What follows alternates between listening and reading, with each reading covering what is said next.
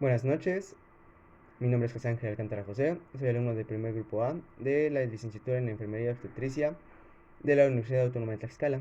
Hoy les hablaré de las tres nuevas indicadores para la prevención de infecciones y seguridad del paciente, México 2. Empecemos por su primer criterio de evaluación, que es, su primer indicador, que es la prevención de infecciones de vías urinarias en pacientes con sonda vesical instalada. Son a pacientes que han tenido dificultades en su orina, así que tienen que estar conectados a una sonda para poder tener una orina completa. Su definición es correctamente el porcentaje del paciente con la sonda vesical instalada que cumple con los 9 criterios de su manejo y control. Los 9 criterios son algo primordial para evitar todas aquellas infecciones que no sean deseadas. El primer punto es que la bolsa colectora se mantiene por debajo del nivel de la vejiga. No puede estar debajo del nivel de la vejiga sin importar la ubicación del paciente, si se encuentra acostado, si se encuentra levantado. Tampoco tiene que estar sobre algún contenedor y de esta manera tampoco puede exceder el 75%. Como su siguiente indicador es que la sonda vesical tiene que estar fija de acuerdo al sexo.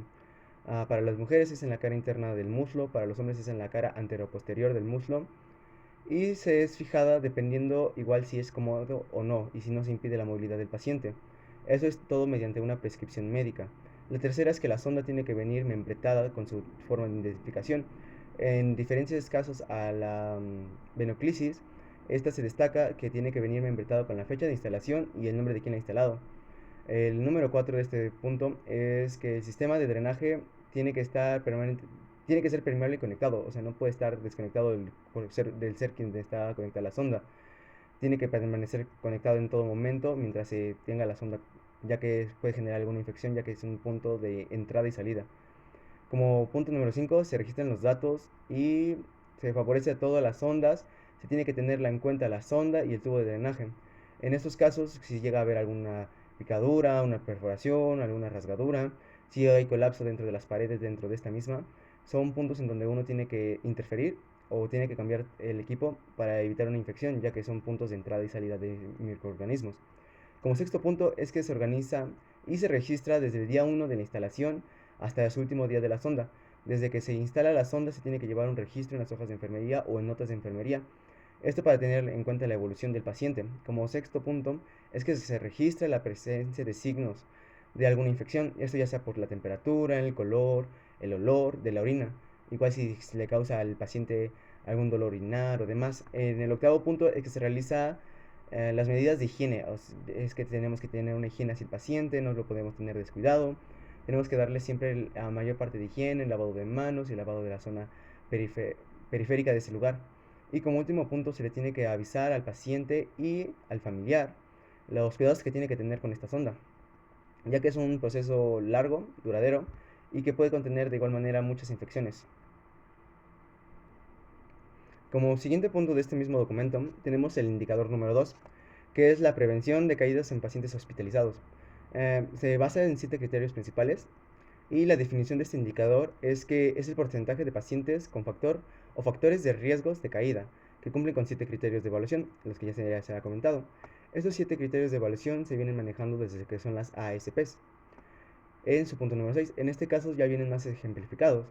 El primer punto es la valoración y el registro si existen factores de riesgo para decaída para el paciente. Si es mayor de 70 años, si es menor de 6 años, si es postoperatorio, si necesita de algún otro aparato para poder caminar, ya sean prótesis, bastones, andaderas, si viene con estado de mental en algún estado grave, ya sea por algún choque o alguna contusión, si está bajo el efecto de alguna droga o medicamento. Todos estos son factores que se tienen que tener en cuenta para la valoración del paciente, para evitar en mayor posibilidad las caídas de este mismo. Como segundo punto es que se tiene que establecer un plan de cuidados. No podemos llegar con el paciente y simplemente atenderlo a FARN de lo que ya sabemos. Tenemos que tener ciertas medidas de cuidado, como en estos casos barandales, pasamanos, botones de emergencia si llegara a haber algún tipo de contras contra esto mismo. En tercer punto es que se tienen que usar los recursos disponibles y necesarios para la seguridad del paciente. Como ya os lo comenté, son los pasamanos, los maniobros.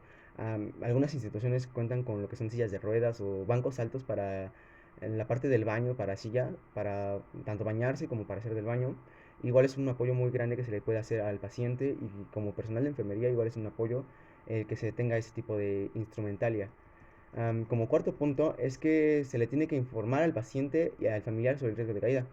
Es algo que tiene que tener siempre en cuenta. Por ejemplo, si es un paciente ya mayor de 70 años o ya ha tenido algunos otros episodios de caídas graves y lesiones a estas mismas, se tiene que comunicar al paciente y al familiar el riesgo que ya sigue presentando esto. Si fue una fractura de algún, podemos decir, del fémur o de la tibia, tiene que ser igual un tratamiento diferente y tiene que llevar un cuidado completo. Como último es que se le orienta al paciente y al familiar el equipo, cómo se usan los pasamanos, equipos de botones de emergencia y demás. Y el último se realiza una...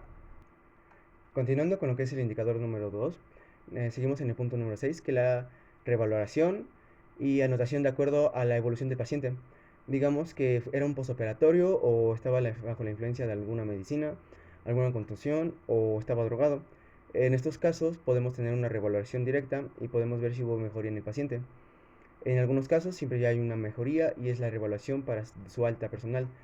Como siguiente punto está lo que es el registro de la presencia o ausencia de incidentes, por si se cayó o no se cayó el paciente.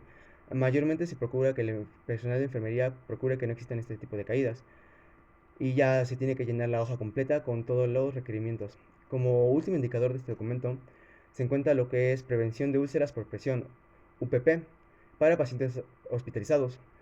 Generalmente a estos pacientes les salen úlceras por el hecho de que ya no tienen movilidad en su cuerpo y llega a haber igual ciertos agentes microbianos dentro de las colchas, sábanas y todo lo que se encuentra en su contacto, y al no tener y al tener una presión constante en su cuerpo pues genera una lesión dentro de este mismo, y al tener una herida abierta y tener un agente microbiano genera lo que es principalmente una infección directa. Y pues generalmente igual es lo que marca mucho este documento, que es la prevención de infecciones.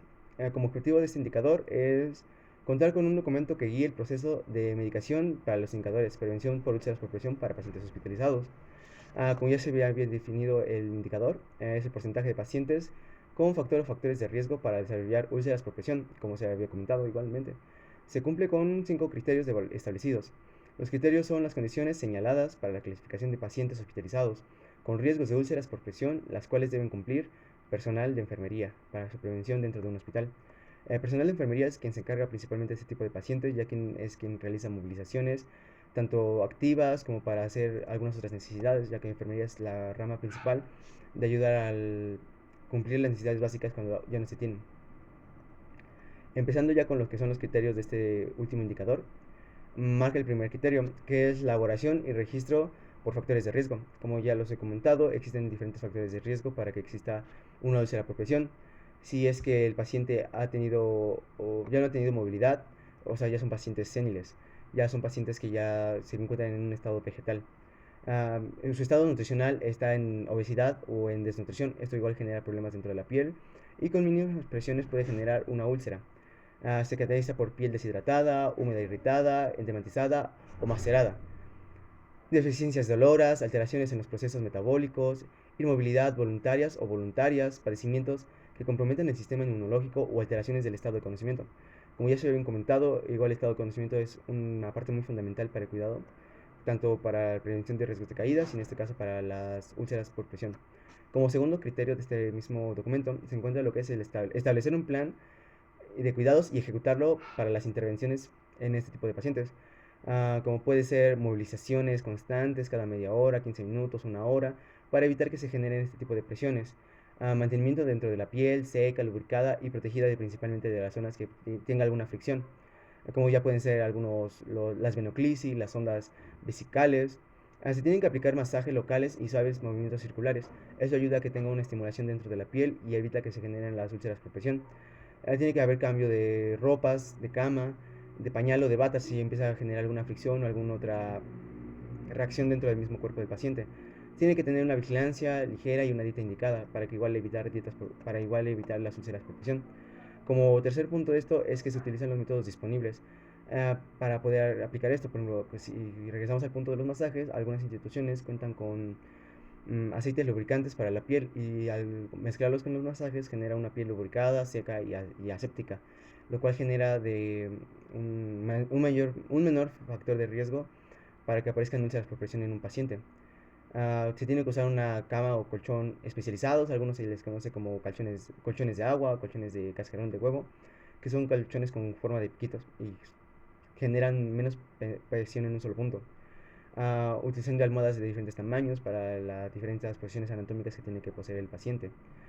Utilización de ropa seca y limpia. Como ya se han comentado, estos son factores de riesgo que pueden evitar o pueden generar una infección por úlceras. Como cuarto punto es que se encuentra lo que es la orientación del paciente del familiar. Al igual que la con venasclisis o con caída por riesgos, se tiene que informar al igual al familiar, ya que este puede continuar con los cuidados o mejorarlos dentro de su ambiente familiar. Entre tal vez 4 personas pueden hacer lo que un enfermero o 2 enfermeras realizaban, pero pueden de una mejor manera. Y como último punto es que se tiene que realizar una reevaluación, si eso existió o no existieron úlceras por presión dentro de la guardia o dentro del turno. Tienen que ser anotadas y tienen que ser establecidas por el plan de cuidados, si es que se ha detectado alguna úlcera por presión. Sin más que agregar, mi nombre es José Ángel Alcántara José, del primer grupo A.